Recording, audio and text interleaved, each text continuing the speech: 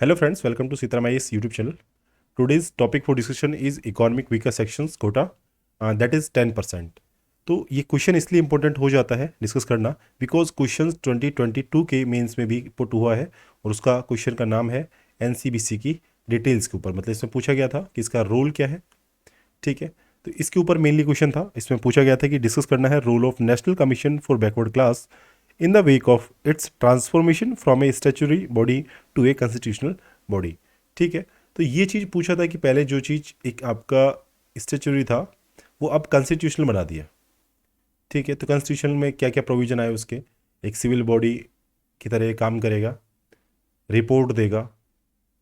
ठीक है, प्रेसिडेंट को ये कह सकते हैं ना कि चेक भी कर सकता है, जिसको बोलते हैं बैलेंस करना, रिकमेंडेशन देना, ऐसी सारी चीज़ें हैं जो ये कॉन्स्टिट्यूशनल बॉडी होते हुए करेगा। ठीक है, इससे रिलेटेड आर्टिकल था वो हमें मेंशन करना था, इससे रिलेटेड जो अदर इन्फॉर्मेशन थी वो हमें मेंशन करना था। और भी मैंने इससे रिलेटेड कुछ डेटा मैंने कलेक्ट किया था, वो था कि आपका रोहिणी कमेटी बनी थी बैकवर्ड क्लास की, सोशो इकोनॉमिक बैकवर्ड क्लास जो होती है उसके ऊपर। और आपका हाशिम एक कमेटी थी, हाशिमा हासिम कुछ ऐसा नाम है उस कमेटी का, वो थी। इसके बाद में आपका जो सोशो इकोनॉमिक कास्ट सेंसस जो आपका 2011 का था उसको इसमें यूज़ किया गया था।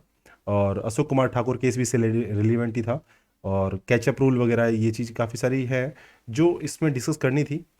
प्रमोशन वगैरह की बात होती है, वो सारी चीज़ें हैं, रिजर्वेशन से बेस्ड चीज़ें होती हैं। तो उसमें आपको आर्टिकल 15 और आर्टिकल 16 का आपको नॉलेज उसमें होना चाहिए। आर्टिकल 14 आपको पता है, ठीक है, तो वहाँ से आप उसको कर ही सकते हैं कि आर्टिकल 14, 15, 16, 17, 18 ये आपके आते हैं राइट टू इक्वलिटी में। 14 में आपको मालूम है कि इक्वलिटी बिफोर लॉ है। 15 में आपको मालूम होना चाहिए कि 15 में आपका डिस्क्रिमिनेशन के प्रोहिबिशन की बात की गई है, जो कि आपका रिलीजन, रेस, कास्ट, सेक्स और प्लेस ऑफ बर्थ के बेस पे हो, तो ऐसे डिस्क्रिमिनेशन को प्रोहिबिट किया गया है। ठीक है, तो इसमें क्या होता है कि स्टेट कुछ प्रोविजन बना सकता है। ठीक है, और 16 में जो हम डील करते हैं वो है आपका equality of opportunity in matter of public employment. अब देखिए, जहाँ पे भी जब स्टेट रिजर्वेशन देने की बात करते हैं ना, इंडिविजुअल किसी कास्ट को, इंडिविजुअल किसी ग्रुप को, देन वहाँ पे आर्टिकल 16 की जो 16 की जो रिलीवेंस है वो ज़्यादा हो जाती है। ठीक है, तो आपका देख लें जैसे कि आपका एनसीबीसी है, इसमें उसी की बात हुई थी, आर्टिकल 16 की बात हुई थी। ठीक है, तो ये चीज़ देखने लायक है। अब आपको इस साल 2023 के लिए क्वेश्चन तैयार करना है, और वो क्वेश्चन आपका 10% रिजर्वेशन आपका इससे रिलेटेड यदि कोई क्वेश्चन आता है, आपका इकोनॉमिक वीकर सेक्शन ईडब्ल्यूएस इससे रिलेटेड कोई क्वेश्चन आता है, तो आप उसको ठीक से अटेम्प्ट कर लें। उसके लिए आपको यहाँ से कुछ बेसिक पॉइंट आपको यहाँ से देखने हैं, लिखने हैं। तो आपको ये चीज़ तो मालूम होनी चाहिए कि 103rd अमेंडमेंट 2019 में आया था, जिसमें 10% जो कोटा था वो ईडब्ल्यूएस के लिए एजुकेशन और पब्लिक एम्प्लॉयमेंट में यहाँ पे इंट्रोड्यूस करवा दिया गया, इंट्रोड्यूस कर दिया गया। अब ये रिकमेंडेशन किसकी थी, तो आपको मालूम होना चाहिए सिन्हो कमीशन था, जिसने रिपोर्ट अपने 2010 में सबमिट करी थी। लेकिन अभी आप देखिए कि ईडब्ल्यूएस रिजर्वेशन अब जाके 19 में जाके ग्रांट हुआ।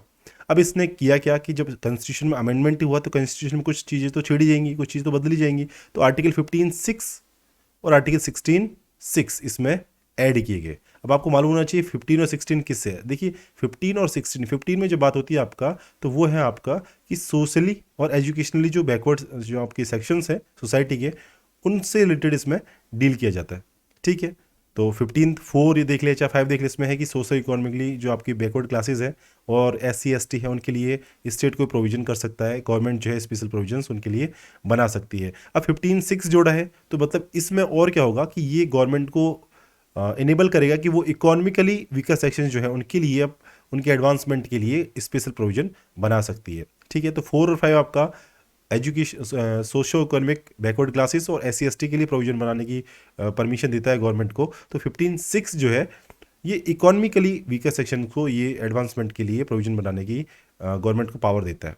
अब 16 में बात करें, 16 में आपको मालूम है कि 16 में जो पब्लिक एम्प्लॉयमेंट जो है उसमें आपका रिजर्वेशन के लिए जो प्रोविजंस गवर्नमेंट बना सकती है, अपॉर्चुनिटी की इक्वलिटी सेट करने के लिए प्रोविजन जो गवर्नमेंट्स बना सकती हैं, उससे रिलेटेड इसमें प्रोविजन है। अब 16(4) क्या है कि इसमें बैकवर्ड क्लासेस हैं जो स्टेट के ओपिनियन में एडिक्वेटली रिप्रेजेंटेड नहीं है, सर्विसेज में उनका रिप्रेजेंटेशन कम है स्टेट के अकॉर्डिंग। मतलब स्टेट कोई कमेटी बैठाएगी, कमीशन बैठाएगा, उसकी रिकमेंडेशन आएंगी, देन स्टेट कुछ एक्ट लाएगी या कोई अपना कह सकते हैं कि रूल लाएगी, किसी तरीके से ऑर्डिनेंस लाएगी, जो भी तरीके से वो उसको शो करेगी एज ए लीगल पार्ट उस पर्टिकुलर प्रोसीडिंग के को, तो वहाँ पे आपका 16 आर्टिकल वहाँ पे डील होता है। ठीक है, अब यहाँ पे मैं आपको बताना चाह रहा हूँ कि 16(4) जो है वो आपका एडिक्वेट रिप्रेजेंटेशन के लिए था। अब 16(4) हो गया।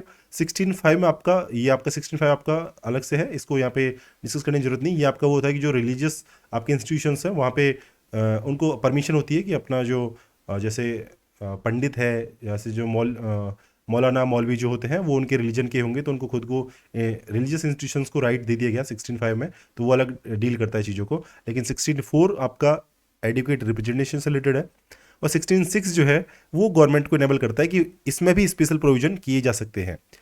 लेकिन अब 16(6) में क्या है कि वो इकोनॉमिकली वीकर सेक्शन जो है उनके लिए यहाँ पे स्पेशल प्रोविजन कर सकता है। लेकिन इसकी खास बात यह है कि ये प्रमोशन से डील करता है। अपॉइंटमेंट और पोस्ट जो होती हैं उनमें प्रमोशन से जो रिलेटेड चीज़ें हैं उनमें 16(6) डील करता है। अब ये आपको डिफरेंस मालूम होना चाहिए, 15 और 16 के क्लॉज 6 दोनों के सेम है। ठीक है, अब देखिए 15(6) 16(6) जोड़ दिया, लेकिन यहाँ पे चीज़ ये है कि कॉन्स्टिट्यूशन में क्या प्रोवाइड किया गया है, रिजर्वेशन ईडब्ल्यूएस के लिए, मतलब इकोनॉमिकली वीकर सेक्शंस के लिए। अब इकोनॉमिकली वीकर सेक्शन जो हैं इसके लिए काफ़ी सारे केसेस पहले आए थे। ठीक है, जैसे कि उसमें मैंने 3 केसेस लिखे हैं जो इसमें बाद में भी डिस्कस होंगे, जहाँ पर आपका इंदिरा साहनी केस है एक। ठीक है, इंदिरा साहनी केस है, और 2 केस और हैं, उनके मैं नाम बताऊंगा। वहाँ पे आप देखेंगे कि हाँ, एक केस में इंदिरा साहनी वाले केस में कहा था कि कास्ट जो है वो सोल बेसिस होता है रिजर्वेशन देने के लिए, जबकि इससे पहले एक और केस आया था, इसके बाद में एक केस था, उसमें बताया गया था कि जो कास्ट जो है वो सोल बेस नहीं हो सकता। एक था आपका राम सिंह केस था, मेरे हिसाब से राम सिंह केस था, जिसको जाट रिजर्वेशन केस भी बोलते हैं। सुप्रीम कोर्ट ने इसमें कहा था कि जो कास्ट जो है वो सोल बेसिस नहीं हो सकता रिजर्वेशन के लिए। ठीक है, जबकि आपका इंदिरा साहनी वाला जो केस था, जिसे मंडल केस भी बोलते हैं, उसमें कहा था कि हाँ, कास्ट जो है वो अकेला, मतलब सोल जिसके बेस पे रिजर्वेशन दिया जा सकता है, ऐसा बेसिस है।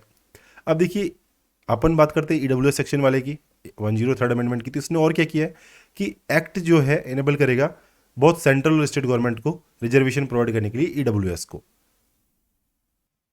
इसके साथ क्या है कि इसने ये भी चीज़ कही है कि स्टेट गवर्नमेंट फ्री है डिसाइड करने के लिए कि ईडब्ल्यूएस रिजर्वेशन को स्टेट गवर्नमेंट की जॉब में या स्टेट गवर्नमेंट एजुकेशनल इंस्टीट्यूशंस में अलाउ करना है या नहीं करना है अपॉइंटमेंट के लिए। वो चीज़ के लिए स्टेट गवर्नमेंट फ्री है, मतलब सेंट्रल गवर्नमेंट का ये कह सकते हैं पाबंदी नहीं होगी एक तरीके से कि नहीं नहीं यहाँ पे भी आपको ईडब्ल्यूएस यहाँ पे लागू करना है, तो स्टेट पे ये चीज़ छोड़ दी गई है। ठीक है, इसके साथ में ही आर्टिकल 15 में जो अमेंडमेंट किया है, इसने आप एक एडिशनली परमिट कर दिया गवर्नमेंट को कि ईडब्ल्यूएस के एडवांसमेंट के लिए क्या क्या चीज़ें हो सकती हैं, कि जैसे कि स्टेट गवर्नमेंट कर सकती हैं एजुकेशनल इंस्टीट्यूशंस में 10% सीट रिजर्व कर सकती हैं, ये आपको बेसिक मालूम है।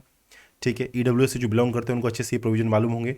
माइनॉरिटी एजुकेशन इंस्टीट्यूशंस को इन चीज़ों से छोड़ दिया गया, मतलब माइनॉरिटी एजुकेशन इंस्टीट्यूशंस में ये चीज़ें लागू नहीं होंगी। बाकी जो गवर्नमेंट से फंडेड है या फुली गवर्नमेंटेड जो आपके एजुकेशन इंस्टीट्यूशंस हैं वहाँ पे 10% सीटें रिजर्व रखी जा सकती हैं। ये गवर्नमेंट्स को यहाँ पे एडिशनली एक परमिट किया गया है। इसके साथ देखिए कि इसने आर्टिकल 16 में अमेंडमेंट जो किया है उसमें क्या कहा है कि इकोनॉमिकली वीकर सेक्शंस के जो सिटीजन्स हैं उनको जो पोस्ट है, देखिए यहाँ पे एजुकेशन इंस्टीट्यूशंस की बात है तो 15 से रिलेटेड हो, क्योंकि वहाँ पे सोशल और एजुकेशनल बैकवर्डनेस की बात है। ठीक है, 16 में पर्टिकुलर कहा है कि आप जो जॉब है, जो आपकी जो पोस्ट है, उनमें रिजर्वेशन की बात है, तो वहाँ पे 10% रिजर्वेशन पोस्ट में आपका आर्टिकल 16 में डील करेगा। तो ये यहाँ पे अमेंडमेंट किया गया है। अब एग्जिस्टिंग जो रिजर्वेशन है उसमें ईडब्ल्यूएस रिजर्वेशन जो है उससे अलग कैसे, मतलब उसमें और क्या चीज़ जोड़ी गई है, तो उसमें देखने के लिए कुछ क्राइटेरिया रखे गए हैं कि कैसे कि 8 लाख से जिनकी सैलरी है ऊपर वो इसमें शामिल नहीं होंगे, मतलब इससे नीचे जिनकी है जिसको बोलते हैं ग्रोस एनुअल इनकम, मतलब साल भर में जिनकी सैलरी जो है 8 लाख से कम बनती है वो ईडब्ल्यूएस में आएंगे। और ये लोग SC ST और OBC से नहीं होने चाहिए, मतलब यदि इनमें पहले से हैं तो वो लोग ईडब्ल्यूएस में नहीं आएंगे। इसके अलावा उनके पास 5 एकड़ की एग्रीकल्चर लैंड यदि है तो वो एक्सक्लूडेड है, 1000 स्क्वायर फीट से ज़्यादा है तो एक्सक्लूडेड है, 100 स्क्वायर यार्ड्स इससे ज़्यादा यदि उनका रेजिडेंशियल प्लॉट है वो भी इससे एक्सक्लूडेड है, और यदि 200 स्क्वायर यार्ड अदर एरियाज़ में है, नोटिफाइड आपका जो म्यूनसिपलिटीज़ जो है उसमें 100 यार्ड है, 100 यार्ड मतलब समझे आप स्क्वायर में है ना। और दूसरा है आपका कि इसके जो नोटिफाइड म्यूनसिपलिटी के अलावा है वहाँ पे 200 स्क्वायर यार्ड भी चलेगा, तो वो इससे ज़्यादा है तो वो लोग ईडब्ल्यूएस में नहीं आएंगे, इससे कम वाले इसमें आ जाएंगे। शामिल होंगे ईडब्ल्यूएस उनको रिजर्वेशन का फ़ायदा मिलेगा। अब देखिए जनहित अभियान versus union of India case 2022, इसको याद रखें। इसमें सुप्रीम कोर्ट की वर्डिक्ट आई है। इसमें क्या कहा है कि रिजर्वेशन जो है इकोनॉमिक वीकर सेक्शंस के लिए, ईडब्ल्यूएस के लिए, वो वॉयलेट नहीं करता है बेसिक स्ट्रक्चर को। क्योंकि जनहित अभियान versus union of India case का आप ये रिजल्ट याद रखें, इसमें सुप्रीम कोर्ट की रूलिंग याद रखें कि बेसिक स्ट्रक्चर का वॉयलेशन नहीं है। ये प्रीलिम्स में आपका फैक्ट भी बन सकता है कि बेसिक स्ट्रक्चर का वॉयलेशन है, तो ये ऐसा वॉयलेशन नहीं है। सुप्रीम कोर्ट की पहले जो ज्यूरिस्प्रूडेंस थी उसमें इकोनॉमिक क्राइटेरिया अकेला बेसिस नहीं हुआ करता था, लेकिन अब सुप्रीम कोर्ट ने कहा है कि हाँ अब हो सकता है। ठीक है, तो ये इनकी ज्यूरिस्प्रूडेंस है। ठीक है, तो ये आप ध्यान रखें कि कैसे कैसे ज्यूरिस्प्रूडेंस सुप्रीम कोर्ट की बदल जाती है वक्त के हिसाब से। ठीक है, तो आप ध्यान रखें। ये चीज़ें काफ़ी बार आपको देखने को मिलेगी कि इंदिरा साहनी केस जो है उसमें कहा था कि बैकवर्ड क्लास जो सिटीजन्स की है वो सिर्फ कास्ट के बेस्ड पे डिसाइड की जा सकती है। ठीक है, इकोनॉमिक जो आपका क्राइटेरिया है, इकोनॉमिक जो बेसिस है उसके बेस पे, सिर्फ उसके बेस पे नहीं की जा सकती, कास्ट के बेस पे, अकेले के बेस पे की जा सकती है।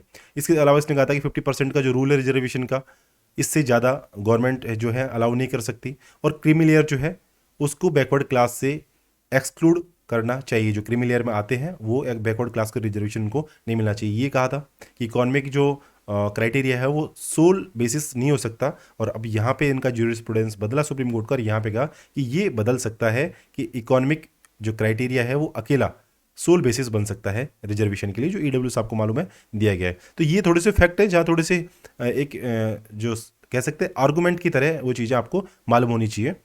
इसके अलावा SC ST SEBC जिसे हम कहते हैं OBC, क्योंकि OBC क्या है एक्चुअली सोशली और आपका एजुकेशनली बैकवर्ड जो क्लासेस है उनको SEBC OBC अपन कहते हैं।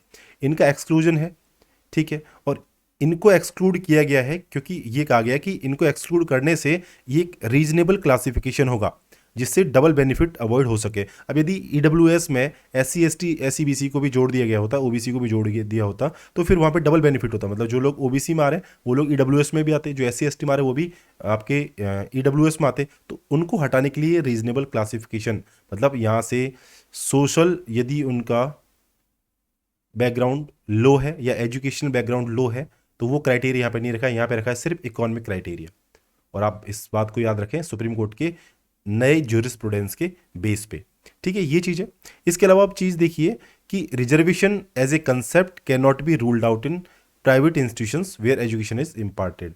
ठीक है, अब ये रिजर्वेशन जो है ये एजुकेशन इंस्टीट्यूशंस में जो प्राइवेट वाले हैं वहाँ पे लागू होगा नहीं होगा ये प्राइवेट इंस्टीट्यूशन के ऊपर डिपेंड करता है। लेकिन गवर्नमेंट फंडेड है तो मैंने आपको बताया कि स्टेट गवर्नमेंट को वो अलाउ किया गया कि वो अपने हिसाब से अपने बेस पे वो चीज़ें देख ले।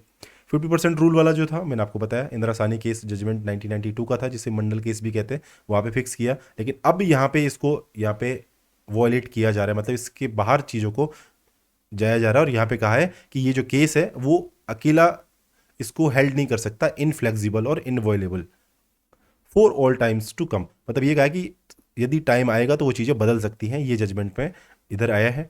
और यहाँ पे जनरल कैटेगरी है, इसके लिए अप्लाई नहीं हुआ है। SC ST OBC जो है इनके लिए ये 50% रूल था, इनके लिए था। जनरल कैटेगरी के लिए ये रूल नहीं था कि 50% से ऊपर नहीं जा सकते। अब ये तो हो गया अपना पॉलिटिकल डायमेंशन।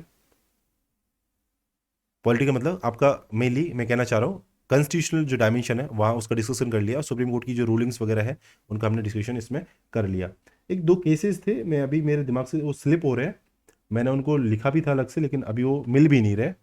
ठीक है, लेकिन उसमें कहा था कि इसके अलावा केस थे, शायद इसमें आ जाएंगे सिग्निफिकेंस में। ये देख लीजिए कि सिग्निफिकेंस इस जजमेंट का ये है कि इससे पॉलिटिक्स जो है अफर्मेटिव एक्शन की वो रीशेप होगी।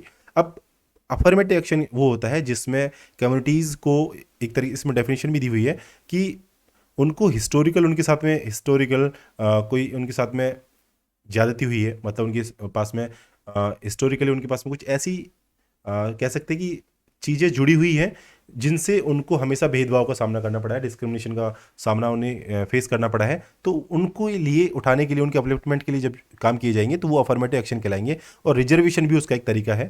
तो इससे आपका अफर्मेटिव एक्शन की जो पॉलिटिक्स है वो रिशेप होगी। ठीक है, इसके साथ ही ये देखिए ये क्योंकि ये मंडल डिबेट जो थी जिसमें बहुत ज़्यादा डिस्कशन किया गया था कास्ट रिजर्वेशन का, उससे अलग हटती है, उससे अलग डिस्कशन की बात करती है, उससे अलग सोचने का एक नज़रिया जो है अपलिफ्टमेंट का, वो उसके लिए बात करती है। ठीक है, लेकिन फिर भी आपको मालूम होगा कि क्या कास्ट जो है वो एक प्रोमिनेंट फैक्टर है डिटर्मिनेशन के लिए, बैकवर्डनेस के लिए अभी भी। ठीक है, क्योंकि अभी तक SC ST जो एक्ट है वो हर 10 साल बढ़ता जा रहा है, हर 10 साल बढ़ता जा रहा है, हर 10 साल बढ़ता जा रहा है। OBC का 27% रिजर्वेशन फिक्स कर दिया। ठीक है, अब ये चीज़ें कास्ट बेस पे ही तो है। ठीक है, क्योंकि यहाँ पे कास्ट और जो क्लास है वो अलग अलग है, लेकिन इंदिरा साहनी केस में दोनों को सेम बोल दिया। ठीक है, तो आपको पता होना चाहिए कि इसके आगे आपको 27% OBC के लिए रिजर्वेशन दिया गया, तो वहाँ पे प्रोमिनेंट फैक्टर कास्ट ही था यहाँ पे। ठीक है, अब देखिए कोर्ट जो है वो रूटीनली डिस्करेज करते हैं आइडेंटिफिकेशन को, कि कास्ट के बेस पे वो रिकमेंडेशन जो है बैकवर्डनेस की वो नहीं होनी चाहिए। Ram Singh and others versus union of India case 2015 जो 15 था, 2015 का जो केस है, इसमें सुप्रीम कोर्ट ने सजेस्ट भी किया था कि नॉन कास्ट बेस्ड जो आइडेंटिफिकेशन जो है बैकवर्ड क्लासेस का वो होना चाहिए, उसकी ज़रूरत है, और इसी को हम बोलते हैं जाट रिजर्वेशन केस। ठीक है, ये आपको ये जो पर्टिकुलर केस है ये आपको मालूम होना चाहिए। इसके अलावा इस केस में ये भी कहा था कि नई प्रैक्टिसेस, मेथड्स और यार्डस्टिक, मतलब एक रेगुलेशन के जो तरीके हैं, किसी चीज़ को देखने का जो नज़रिया है, उन्हें कंटिन्यूसली इवॉल्व करने की ज़रूरत है, ताकि आपकी जो न्यूली इमर्जिंग जो ग्रुप्स हैं सोसाइटी में उनको एक पहचान मिल सके, ऐसी चीज़ें सेट हो सके, एवोल्यूशन हो सके, उन चीज़ों के लिए नई प्रैक्टिस, मेथड और यार्डस्टिक की बहुत ज़्यादा ज़रूरत है। अब आगे बात करें इसके अलावा कि इससे क्या होगा, आपके जो पुअर है, जनरल कैटेगरी में जो लोग पुअर हैं, जिनकी इनकम कम है, उनको उठाने की यहाँ पे मदद मिलेगी, उन्हें इकोनॉमिक जस्टिस मिलेगा, उन्हें जो अफर्मेटिव एक्शन है जैसे रिजर्वेशन, उनसे उनको बेनिफिट मिलेगा। इससे कॉन्स्टिट्यूशन के जो ट्रांसफॉर्मेटिव गोल जो है उनके साथ में उनको हेल्प मिलेगी आगे बढ़ने के लिए। इसके अलावा देखिए कि कास्ट को क्लास के साथ में यदि साथ में देखा जाए, तो इससे आपका अफर्मेटिव एक्शन पॉलिसी जो है इंडिया की, उसको रिकन्फिगर किया जा सकता है, उसको फिर से रीस्ट्रक्चर किया जा सकता है, और इससे आपका क्या होगा, एक्सपेंसिव व्यू मिलेगा। एक्सपेंसिव मतलब एक ब्रॉड व्यू मिलेगा, वो ब्रॉड जो व्यू है वो ऑफर होगा। तो ये चीज़ें से बेनिफिट होने वाले हैं, सिग्निफिकेंस कह सकते हैं इस तरह से इकोनॉमिक जो क्राइटेरिया है उसको ध्यान में रखते हुए रिजर्वेशन देने का। लेकिन इसमें कुछ कंसर्न्स भी हैं। अब कंसर्न्स की बात करें तो कंसर्न सबसे पहला तो ये है कि ये सोशल अपलिफ्टमेंट का मीन रिजर्वेशन, जैसे इसमें कहा है कि रिजर्वेशन जो है मीन है सोशल अपलिफ्टमेंट का। ठीक है, लेकिन इसके साथ में परेशानियाँ क्या, परेशानियाँ ये है कि रिजर्वेशन जो है ट्रेडिशनल कंसेप्ट रहा है, ये फाइनेंशियल एम्पावरमेंट इससे नहीं बढ़ता है। रिजर्वेशन से सिर्फ ये है कि जो लोग कह सकते हैं कि जो लोग हिस्टोरिकल जो पिछड़े हुए हैं ना, उनके हिस्टोरिकल उनके साथ में पिछड़ापन जुड़ा हुआ है, उनको यहाँ से बेहतर अपॉर्चुनिटीज़ मिल सकती हैं। जबकि असल में चीज़ें ऐसी हैं कि रिजर्वेशन जो है ट्रेडिशनल कंसेप्ट में फाइनेंशियल एम्पावरमेंट नहीं देता है। जब पॉलिटिक्स की बात होती है तो वहाँ पे फाइनेंशियल एम्पावरमेंट को जोड़ा जाता है रिजर्वेशन के साथ में, पॉवर्टी एलिवेशन की चीज़ों को जोड़ा जाता है इसके रिजर्वेशन के साथ में, जबकि एक्चुअल में रिजर्वेशन का फाइनेंशियल एम्पावरमेंट से लिंक नहीं होता है। रिजर्वेशन जो होता है आपका सोशल एम्पावरमेंट के लिए होता है, जिसको पॉवर्टी एलिवेशन मेजर के फॉर्म में यूज़ नहीं किया जा सकता, जबकि यूज़ किया जाता है। मेरा कहने का यहाँ पर मतलब समझ रहे होंगे कि पॉवर्टी एलिवेशन से लिंक करके चीज़ों को समझाया जाता है, रिजर्वेशन को लिंक किया जाता है, जबकि ऐसा रियल में फाइनेंशियल एम्पावरमेंट से रिजर्वेशन का कोई लिंक नहीं है। पॉवर्टी जो है वो अदर मीन्स से है, जैसे कि स्कॉलरशिप है, ऐसी चीज़ों से वहाँ पे दूर की जा सकती है, मिटाई जा सकती है। और एक कलेक्टिव रेमेडी जो कि आपका कंपनसेटरी डिस्क्रिमिनेशन है, वो आपके हिस्टोरिकली डिप्राइव्ड क्लासेस, जो वर्ड है वो है आपका हिस्टोरिकली डिप्राइव्ड क्लासेस है, उनके लिए आपका एक कलेक्टिव रेमेडी होना चाहिए। और वो है आपका जिस तरह से है कि आपका स्कॉलरशिप है, तो स्कॉलरशिप आपकी इकोनॉमिक कह सकते हैं कि जो पॉवर्टी है वो दूर हो सकती है, पॉवर्टी एलिवेशन मेजर की तरह काम कर सकता है। और इकोनॉमिक कोटा जो है ये जस्टिफाइड है एक्सेसिंग पब्लिक गुड्स के लिए, जिसमें आपका सब्सिडीज़ वगैरह प्रोवाइड की जाती हैं। आर्टिकल 15 में ऐसी चीज़ें बताई गई हैं कि आर्टिकल 15 के अंडर सब्सिडीज़ लोगों को प्रोवाइड की जा सकती है इकोनॉमिक कोटा के थ्रू, ताकि एक्सेस हो सके पब्लिक गुड्स का। लेकिन रिजर्वेशन आर्टिकल 16 के थ्रू दिया जाना वो आपका रिप्रेजेंटेशन के लिए होता है, कम्युनिटीज़ के रिप्रेजेंटेशन के लिए। अब वहाँ पर आप यदि उनको फाइनेंशियल एम्पावरमेंट की एक टर्म के फॉर्म में उसको यदि जोड़ोगे कम्युनिटीज़ का, कि यदि रिजर्वेशन देंगे तो कम्युनिटीज़ का फाइनेंशियल एम्पावरमेंट होगा, तो वो चीज़ें थोड़ी सी ठीक नहीं बैठती हैं। ठीक है, तो इसके अलावा और चीज़ें क्या हो सकती है, इसकी कंसर्न्स क्या क्या हो सकते हैं, वो कि ये इक्वलिटी के प्रिंसिपल को वॉयलेट करता है। इक्वलिटी के प्रिंसिपल्स को वॉयलेट ऐसे करता है कि जब OBC ST SC कम्युनिटीज़ जो है उनको यहाँ से एक्सक्लूड कर दिया ईडब्ल्यूएस से, तो वहाँ पे इक्वलिटी रही नहीं, क्योंकि उनके लिए अलग से प्रोविजन है, लेकिन ईडब्ल्यूएस में वो भी तो आ सकते हैं ना, इकोनॉमिकली वीकर सेक्शन वो भी हैं, तो वो चीज़ यहाँ पे इक्वलिटी मेंटेन नहीं है। इसके अलावा जो SC ST OBC जो है, इनको वर्चुअली कन्फाइन करता है इनकी रिजर्वेशन कोटाज में, मतलब कि आपका 27% कोटा OBC के लिए है, तो वो उसमें कन्फाइन हो गया कि OBC वाले सिर्फ इसमें रह जाएंगे। ठीक है, इसके अलावा इनकम क्राइटेरिया से भी इसके इशू हैं, क्योंकि इसमें आपको मालूम होना चाहिए कि 8 लाख का आपका एनुअल ग्रोस एनुअल इनकम जो 8 लाख है, जबकि आपकी जो GDP पर कैपिटा है वो काफ़ी कम है। ठीक है, तो इसमें काफ़ी डिफरेंस है, तो इनकम के साथ में इसमें काफ़ी चैलेंजेस बने हुए हैं, डेटा की भी यहाँ पे कमी है, और सबसे बड़ी चीज़ है कि पॉपुलिज्म जो है उसका टूल बना हुआ, मतलब पॉलिटिकल पार्टीज इलेक्शन के एजेंडा में ये चीज़ें जोड़ देती हैं कि ईडब्ल्यूएस के लिए कोटा लाया जाएगा, ऐसे रिजर्वेशन मैकेनिज्म लाया जाएगा, एजुकेशन इंस्टीट्यूशंस में रिजर्वेशन कर देंगे, जैसे हरियाणा गवर्नमेंट ने भी किया है कि आपकी उनकी जो प्राइवेट सेक्टर की जो जॉब है, ठीक है, प्राइवेट सेक्टर की जॉब में कुछ ऐसा है 30,000 से ऊपर की जो सैलरी की जो जॉब है वहाँ पे तो लोग बाहर से काम कर सकते हैं, लेकिन इससे नीचे की जॉब के लिए हरियाणा स्टेट के जो डोमिसाइल के जो रखने वाले लोग हैं वो वहाँ पे जॉब पा सकते हैं। तो ऐसे रिजर्वेशन उनके मैनिफेस्टो में होता है इलेक्शन के में, और वो जो यदि पार्टी जीत जाती है तो वो चीज़ें वो अलाउ कर देती है, तो ऐसे पॉपुलिज्म की टूल की तरह ये काम करता है।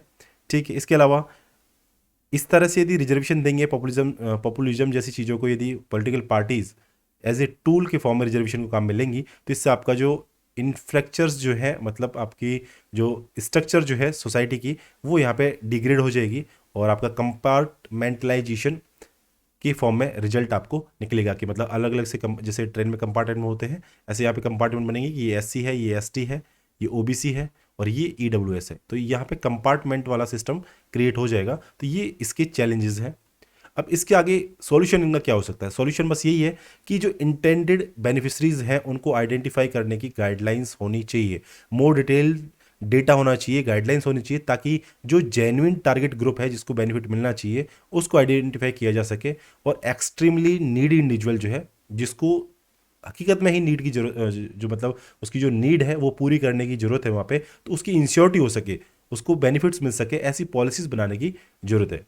अब और दूसरी चीज़ें क्या है कि कंटिन्यूस इवोल्यूशन यदि हो चीज़ों में, जैसे कि कंसेप्चुअल आपका फ्रेमवर्क बने बैकवर्डनेस जो लोगों की है उसको कैप्चर करने के लिए, तो वहाँ पे आपको कंटिन्यूस इवॉल्व होने की, सिस्टम को इन्वॉल्व करने की जरूरत पड़ेगी, ताकि अफर्मेटिव एक्शंस जो है इंश्योर हो सकें और मोर इंक्लूसिव चीज़ें बन सकें। तो ऐसी चीज़ें वे फॉरवर्ड में आप इस ऐसे क्वेश्चन में लिख सकते हैं और इसको तैयार कर सकते हैं। अब दूसरी चीज़ ये है कि जब जॉब यदि क्रिएट होंगी प्राइवेट सेक्टर में, यदि जॉब बढ़ेंगी, तो आपका फोकस जो है गवर्नमेंट का वो एम्प्लॉयमेंट जनरेशन पे होगा, प्राइवेट सेक्टर को बूस्ट दिया जाए।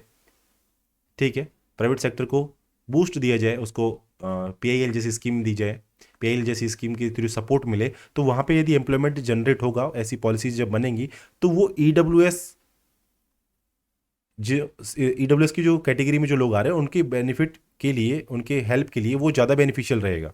इसके अलावा गवर्नमेंट जो है वो वर्क कर सकती है क्वालिटी जो एजुकेशन की है, इंस्टीट्यूशंस की है, उसको इम्प्रूव करके, ताकि आपकी जो डिमांड है रिजर्वेशन की, लोगों की जो डिमांड है कि इन कास्ट को भी, इन कैटेगरी को भी रिजर्वेशन दिया जाए, तो वो डिमांड को लिमिट किया जा सकता है यदि एजुकेशन इंस्टीट्यूशंस की क्वालिटी को इम्प्रूव किया जाए। ठीक है, तो ये आपका पूरा टॉपिक हुआ। यहाँ से आप ये चीज़ें देख सकते हैं कि EWS से रिलेटेड जो 10% रिजर्वेशन है, अमेंडमेंट है, कमिटी है, सिग्निफिकेंस है, चैलेंजेस हैं, वे फॉरवर्ड के पॉइंट है, इंद्रासानी केस है, जनहित अभियान versus union of India case 2022 की ये जो आपकी सुप्रीम कोर्ट की रूलिंग्स हैं, ये चीज़ आपको मालूम हो जानी चाहिए, और एक होलिस्टिक आंसर होना चाहिए आपको। ज़्यादा ना तो उसमें ज़्यादा ही जो लॉ है उनको भरना है, एक्ट वगैरह को ज़्यादा डिस्कस नहीं करना है, सब चीज़ें एक लिमिटेड वे में होनी चाहिए, बैलेंस्ड वे में होनी चाहिए, डायमेंशन आपको सारी उसमें इंक्लूड करनी है। आर्टिकल 15 और 16 को आप ढंग से पढ़ लें कि 15 और 16 में मेन डिफरेंस क्या है। जॉब में जो आपकी अपॉर्चुनिटी की इक्वलिटी के लिए आपको ये मालूम होना चाहिए, फिर से बता रहा हूँ कि आर्टिकल 16 है, और डिस्क्रिमिनेशन को प्रोहिबिट करने के लिए आर्टिकल 15 है। इसकी जो प्रोविजन है 15(6) तक आ गया है, इधर 16(6) तक आ गया, मतलब दोनों में बराबरी चल रही है, ये चीज़ें मेंटेन की जा रही हैं। तो आप भी इन चीज़ों को मेंटेन करके चलें। जब OBC रिजर्वेशन के लिए चीज़ें क्वेश्चन उसके बेस्ड पे क्वेश्चन पुट किया जा चुका है मेंस में, तो अब की बार आपका EWS के ऊपर भी क्वेश्चन बन सकता है, EWS के ऊपर कोई भी आपका स्टेटमेंट फॉर्म करके क्वेश्चन पुट किया जा सकता है। तो आई होप आपको ये सेशन पसंद आया होगा। वीडियो शायद काफ़ी बड़ा हो गया है, लेकिन ये इसमें मैंने टॉपिक कंप्लीट कर दिया है। और ओबीसी वाला जो क्वेश्चन है मैं किसी दिन डिस्कस कर लूँगा, उसमें काफ़ी सारे केसेस हैं, और इंदिरा साहनी वाले केस का जो जजमेंट है उसके 2-3 पॉइंट है कि इकोनॉमिक बेस नहीं हो सकता और क्रीमी लेयर को रिजर्वेशन नहीं होना चाहिए, ऐसी चीज़ें हैं जो है वो आप मैं कभी बाद में आपके साथ डिस्कस कर लूँगा। अभी इस टॉपिक को तैयार करें, इसके नोट्स बना लें और इसको अच्छे से लिख लें और प्रैक्टिस कर लें। Thank you for watching this session.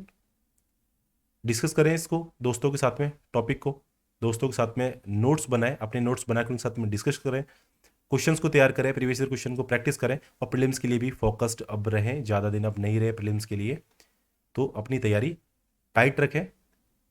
धन्यवाद।